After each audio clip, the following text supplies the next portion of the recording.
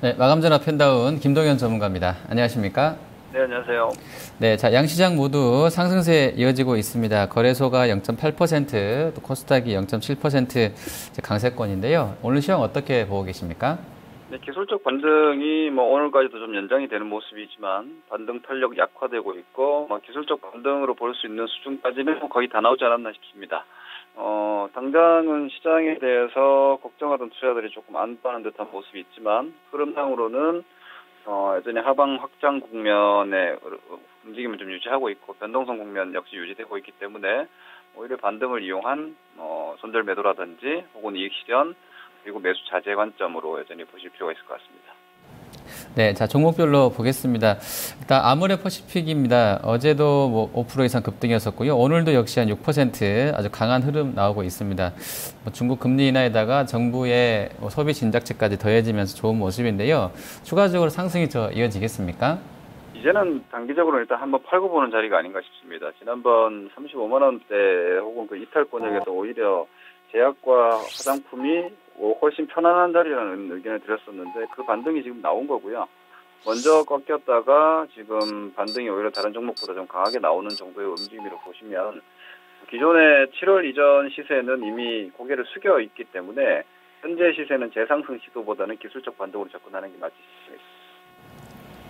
네, 자, 하이닉스도 보겠습니다.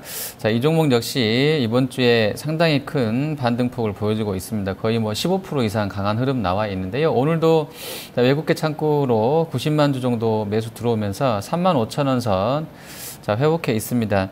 저번에 그 급락이 시작되기 초반 지수 때까지는 일단 회복을 해놓은 모양새고요. 21선도 지금 회복을 하고 있는데요. 추가적으로 이 종목 어떻게 좀 흐름이 나오겠습니까?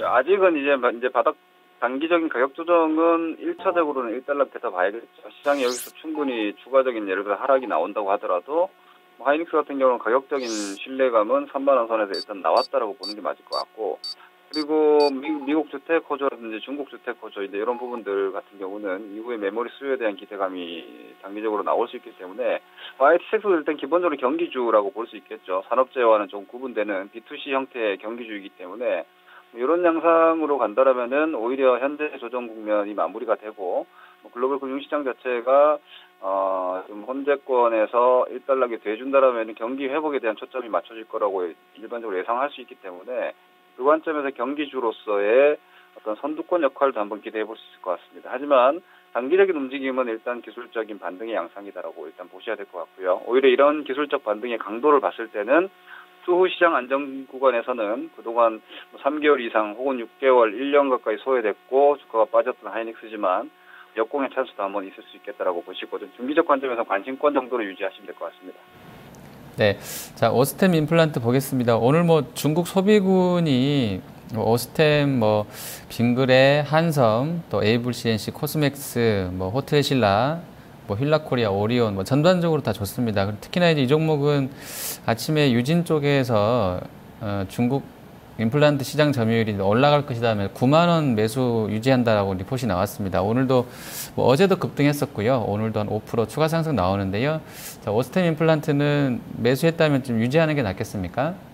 예, 지금 시장에서 지금 오스템 임플란트를 대표적으로 예를 제가 지금 들어드리고 있는데 종목들이 일부 종목들은 오히려 고점 경신 내지는 시도하는 종목들이 있습니다. 이런 종목들이 나오고 있기 때문에 오히려 개인 투자자분들이 본인이 물린 주식을 들고 버티려고 하는 분들이 많으신 것 같은데 케이스 바이 케이스로 보셔야 될 것 같습니다. 예를 들어서 코스닥 시장 전체를 100으로 놓고 봤을 때 저는 한 70 정도는 매도를 하는 게 맞다라고 보고 있고요. 그중에 30이나 20 정도의 포지션에서는 추세가 살아있고 그리고 어떤 이익이라든지 성장 모멘텀이 좀 뚜렷한 주식들 그냥 대충 기관들이 레포트 써가지고 잘 될 거다 정도의 상상이 아니라 실질적으로 매출액 증가율이 최소한 30% 이상 나오고 있고 순이익 증가율 역시도 눈에 띄는 가시적인 성과를 보여주고 있으면서도 올 하반기나 내년도에도 추가 성장의 가능성이 월등한 종목들 예를 들어서 미디어 쪽도 그런 종목들이 꽤 있는 편이고요. 헬스케어 같은 쪽에서도 그런 종목들이 있는 편이고 그리고 혹은 핀테크 관련한 시스템 쪽에서도 분명 그런 종목들이 있습니다. 지금 살아남아서 유지되고 있는 종목들은 딱 그런 유형이기 때문에 그런 대상 종목들은 말 그대로 개별적인 추세 관점으로 접근을 하시되 장 분위기 자체가 좀 좋지 않기 때문에 지금 보시면은 고가권 매수세가 그렇게 공격적으로 들어오진 않습니다. 지키고 있는 에너지는 분명히 이런 종목들은 유지되고 있지만 그렇다고 해서 뭐 강하게 치고 나가는 종목들은 아직 나오고 있지 않기 때문에 추세적으로 혹은 중장기적인 어떤 관점에서 성장 모멘텀을 가지고 기업에 대한 어떤 투자 관점 혹은 중기 추세적 관점에서 접근하시는 분들만 유지를 하시면 될 것 같고요. 단기적인 트레이딩 관점으로 봤을 때는 현재 시장 역시 뭐 고가권 추세주들은 돌파 에너지, 즉 고가 매수세가 여전히 약하기 때문에 단기 매수 들어가신 분들은 오히려 한번 챙겼다가 다시 보셔도 될 것 같습니다. 네. 자, 그리고 하락 쪽 보겠습니다. 현대차가 지금 15만 원 부근에서는 뭐 대형주 치고는 좀 많이 밀립니다. 오늘 한 2% 정도, 시장 대비로 한 3% 약세 나와 있습니다. 외국계로 한 9만 주 정도 매도 나오면서 14만 7천 원 선까지 내려와 있는데요. 자, 이 종목은 지금 5일선에 약간 걸려 있긴 합니다. 어떤 대응 필요하겠습니까? 저는 사실 오늘 어제 저녁에 그 LG전자가 어제 올랐던 측면, 그리고 최근에 자동차가 약간 강했던 측면이 조금은 이해 안 되는 측면도 있었는데, 미국 주택 쪽인가 했는데, 사실 특소세 인하가 나오는 걸 보니까 이게 무슨 짜고 치는 판인지, 그런 생각이 좀 들었습니다. 어제 그런 어떤 재료가 나옴에도 불구하고 오늘 약세를 띈 모습은 일단 특소세 호재로 인해서 자동차 섹터가 큰 포지션이 바뀌지 않는다는 걸 보여주는 것이고 현대차의 121선 돌파가 실패하고 있다는 측면은 시장의 어떤 반등에 가장 주도적인 역할을 일단 했었던 종목이기 때문에 일단 시장 전체로 봤을 때도 좀 저항권에 이제 다시 또 들어갔다라고 인지하셔야 될 것 같고요. 다만 앞서 말씀드린 대로 경기 민감주 쪽에서 산업재 같은 경우에는 B2B 구조입니다. 기업 간 거래 양상이 돼야 되고 전반적인 산업활동 동향이 살아나야 되는 구조인데 소재 섹터나 산업재 섹터는. 근데 IT 섹터나 전기전자 세트 업체 같은 경우는 B2C 구조를 가지고 있기 때문에 이후에 미국의 어떤 경기, 중국의 경기에 대한 안정감, 글로벌 유동성 구조에 대한 어떤 머니 무브가 좀 완화가 된다라면은 IT 자동차 섹터가 산업재 섹터보다 조금 더 빠르게 움직일 수는 있겠다 정도의 힌트는 이번에 주지 않았나 싶습니다. 네.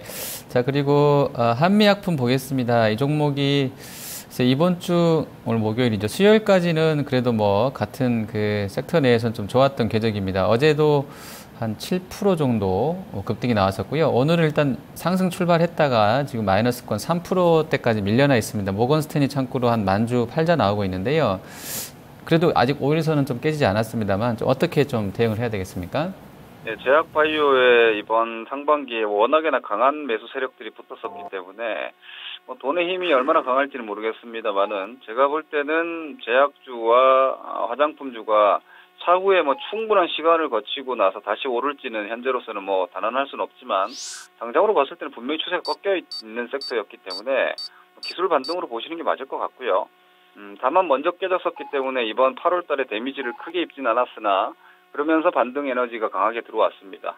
그 이후에 오늘 시장은 반등이 연장됐는데 먼저 꺾였다라는 것은 저항권 부딪힌 것으로 봐야 될 것 같고 60-20 데드크로스 이후에 매물대 45만 원을 넘지 못했다라면은 기술 반등의 단기적인 목표치 도달이라고 보시고 저가 매수하신 분들 매도 관점, 위에서 물리신 분들 다시 한번 손실 축소권에서 손절할 수 있는 기회를 주는 것이다라고 보고 대응하셔야 될 것 같습니다. 네. 자, 그리고 CJ ENM이 이번 주에 아주 주간 기준으로 바닥 만들고서 급등이 나왔다가요. 오늘 한 2% 밀려 있습니다. 직전 고점이 이제 91,500원인데 거의 유사한 수준까지 올랐다가 좀 쉬고 있는데요. 자, 어떻게 좀 이 종목은 가져가야 되겠습니까? 시장에서는 항상 어떤 주도 섹터가 만들어질 때 큰 종목 하나로 상징적인 어떤 깃발을 저는 세운다라고 보는데 현재 코스닥 시가총액 상위, 코스피 시가총액 상위에서 가장 특징적인 움직임은 CJ ENM이 분명한 것 같습니다. 이번 시장에서도 방어력이 좋았고 되돌림도 소외되지 않았다라면은 여타 섹터보다 분명 미디어 섹터 혹은 콘텐츠, 엔터 쪽은 좀 좋은 종목군이라고 볼 수 있겠지만 좋지만 아직까지 이렇게 좋은 종목들도 높게 사주는 매수세는 지금 약한 것 같습니다. 다시 말해서 견뎌주긴 했지만 뚫어주진 않는 시장 이렇게 쉽게 설명드릴 수 있을 것 같은데 이 관점을 여러분들이 공격적 트레이딩 하시는 분들의 매매 타이밍이라든지 목표치 설정 내지는 단기 트레이딩에 좀 활용하시면 될 것 같습니다. 추세적으로는 CJ ENM을 포함해서 미디어 엔터 쪽은 유망한 움직임을 보여주고 있으나 이 또한 여러분들이 높게 사시면 좀 단기적으로 시간 고생을 하실 수 있기 때문에 좋은 섹터라는 어떤 구분선은 긋고 보시되 저가 매수 관점 그리고 추격 매수 자제 이런 전략은 여전히 유지하셔야 될 것 같습니다. 네. 자, 지금 이제 한 30여 분 남았는데요. 다시 이제 중국이 조금 더 이제 상승폭 키우면서 코스닥, 코스피가 조금 더 상승을 좀 다시 늘려나가고 있습니다. 자, 어떤 전략으로 대응을 해야 되겠습니까? 예, 중국도 사실 저는 아직까지 뭐 완전하게 끝났다고 보지 않고 있고요. 변동성 여전히 유지될 수 있는 상황이라고 보고 있고, 유동성 재료가 끝낼 상황이 아니라 오히려 재정 정책이나 뭐 고정자산 투자 쪽이 들어와야 되는데 그건 아직 안 보입니다. 이것은 어차피 공이 다시 중국에서 미국으로 넘어간 상황이기 때문에 9월 17일 FOMC 지금 9월 초에 중요한 지표들이 많이 나옵니다. 미국에. 그렇게 되면은 지금 9월 아닐 거다라는 안도감이 다시 9월에 대한 위기감이 생길 수도 있기 때문에 최근에 필라델피아 어떤 제조업 지수 봤을 때는 ISM 제조업까지도 좋게 나와 버린다라면은 또 9월달 우려감이 커질 겁니다. 이런 변동성 당분간 계속 유지된다고 저는 보고 있기 때문에 이 변동성이 완화가 돼야지 지수가 뭐 1800이다 1900이다가 지금은 별로 중요하지 않은 것 같습니다. 이 변동성 재료 이 상황이 해소 내지는 이제 완화 혹은 시장에서 좀 두려움이 사라져야지 본격적인 추세 전환 내지는 제대로 된 어떤 종목 선별이 진행될 거라고 보기 때문에 오히려 변동성을 좀 이겨낼 수 있는 현금 확보를 여전히 좀 권해드리겠고요. 시간은 아직 충분하게 여유를 가지고 볼 만한 것 같습니다. 급하게 단기적인 손실이 나신 분들 빨리 회복을 하시려고 하다 보면 허우적거릴 수 있기 때문에 오히려 1차적인 손절가 대응해서 손절 매도 하셨다라면은 회복을 좀 느긋하게 가셔야지 좀 더 분명한 수익을 확보할 수 있다는 관점에서 보면 다음 반등권에서 저는 현금 확대 의견 드리겠고요. 매수는 충분히 여유를 가지고 보자는 의견 드리겠습니다. 네, 알겠습니다. 오늘 말씀 잘 들었습니다. 네, 고맙습니다. 네, 마감 전 업앤다운 김동현 전문가였습니다.